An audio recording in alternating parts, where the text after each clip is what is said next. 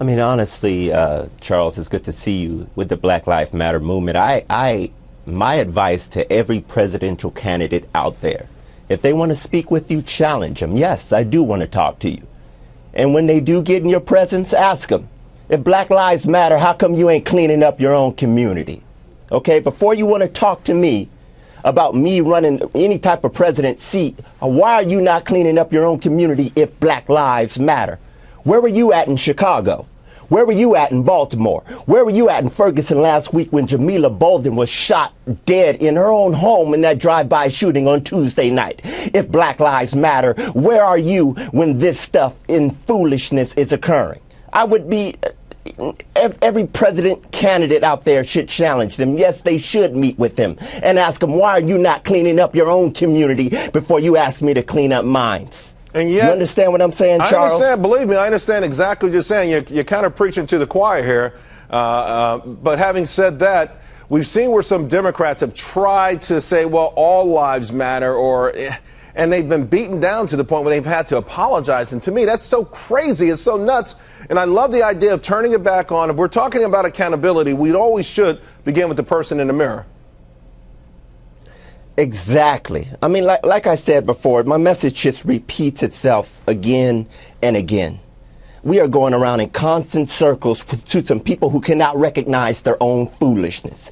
Black Lives Matter only because they want to protest for thugs. You understand what I'm saying? They're nowhere to be found in our own community. I'm still looking for them. You understand what I'm saying? I'm in LA. I'm looking for them. I don't see them. But yet they want to go to police stations and they want to protest and disrespect other people. Start with us. Talk to me. Start with us. Because I have a whole lot to tell you about what's going on in our own community if Black Lives Matter. And if you look at, I would say 99% of all the video stuff that you've seen, where you've seen police brutality and things like that, it's during what? Non-compliance. Right. And what that simply means, I'm 6'8", 390 business pounds. Yeah. I'm light-skinned. I have a beard. I listen to music loud. When I get pulled over, it's never fun. Yeah. It sucks for me. Yeah. Because the cop gets out and goes, huh, because he'll see this sitting there. Yeah. Because I don't want him to go, huh, because he doesn't know. Right. There's a giant tattoo, and he has to investigate to see who I am and what I'm about. Yeah. Hands are on the steering wheel. I ask to do everything. If he asks me to get out of the car, I get out of the car. Right. That's compliance. Yeah. In all these cases, it's simple. It must be great when you get out of the car. Oh, it's awesome. For him, Yes. because he does, and it's not this, it's, Yes. and I do this amazing thing, because then I go, what would you like to do, officer? You know, but I'm being compliant. Do I like it? Yeah. No. But it's not, he's the police. Right. He's the law. He has the right to investigate. When I'm compliant, nothing bad's going to happen to me. It's not my moment to resist arrest, and when everyone videotapes me resisting arrest and being taken down, that's where bad things happen. That doesn't make me Rosa Parks. Right. That makes me a criminal. And it has nothing to do with color. And I just want to make one thing that really bothered me. Like last night I talked to several, I wanted some more information because I'm on one side of it. I'm not a police officer. Right. So I actually had a chance to talk to a few of police officers. And the number one thing they all said, none of them knew each other and they were different colors and origins, whatever, said the same thing. Black Lives Matter is an insult to every guy who puts on a badge and runs to those bullets being fired in those neighborhoods. And these are high crime areas. Yeah. These are things that are happening. They're in a war. Yeah. Every day. So my argument or my challenge would be to Black lives leaders, which is not many of them. I mean, even the Johnny-come-latelys like Jesse Jackson didn't get involved. You know it's bad when Jesse Jackson, who's never wanted a free lunch in his life, not going to come to something. For them to be cops for a week. For them to roll around these neighborhoods and see what they go through. Because it's not okay. The resistance and the videotapes. Our system is designed for us.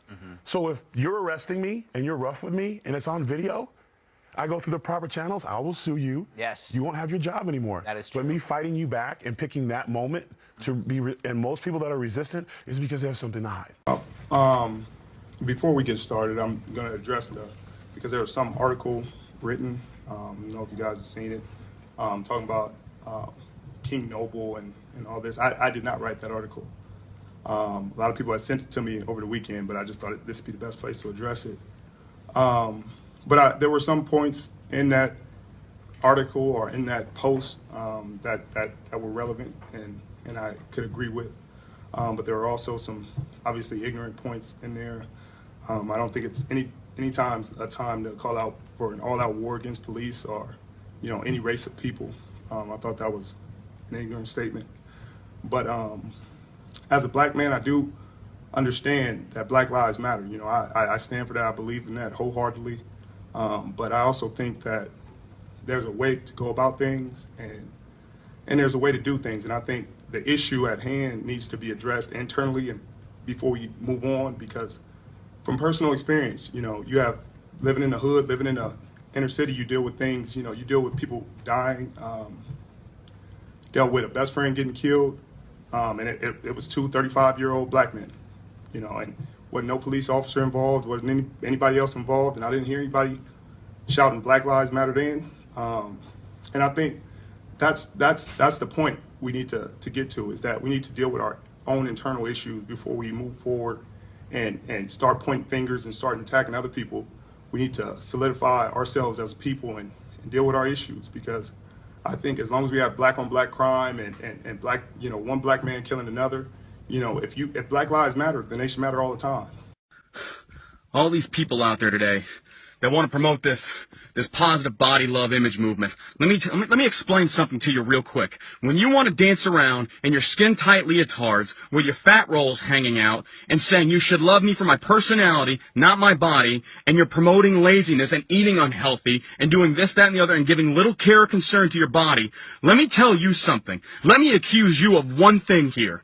You will not be there by the bedsides of the people that are currently dying from heart disease, which is the leading killer in the United States right now. You will not be the one paying the damn hospital bills. But you can stand there at their bedside and, you know, pet them as they're dying and say, well, you know what? At least people love you for your personality. Let me tell you something about self-respect. If you've got self-respect, you respect yourself enough to take care of the only body you've got. And suddenly, all of a sudden, everyone in this world has got a damn excuse why they can't be healthy. You sit there and say, what's your reason for being overweight? Oh, well, and then the excuses start coming out. When so many of you know damn good and well, deep down, you have no excuse. You need to stop this cotton picking, whining, this crying all the damn time, and get up and do something about it. You think somebody's going to sit there and say, hey, it's okay, go ahead and eat yourself to death, that actually cares about you? The people that don't care about you are going to pat you on the back and say, go right ahead, go down that road that's going to lead to freaking high blood pressure, high cholesterol, getting a limb cut off, doing this, that, and the other. You go right ahead and enable that, and I will sit here, and I don't give a fuck what society thinks. I will combat you day and night. And the biggest thing I see getting in the way is your fucking feelings. You want to sit there and bitch, whine, and cry about your goddamn feelings all the time. Oh, well, he hurt my feelings. Fuck your feelings. I'll tell you what you need to hear, not what you want. We've got a society of politically correct bitches out there that want to sit there and preach this is what they want to hear, give it to them, rather than this is what they need to save their fucking life. But you don't understand that. You're not willing to stand up and preach out against these people out there that promote this bullshit movement.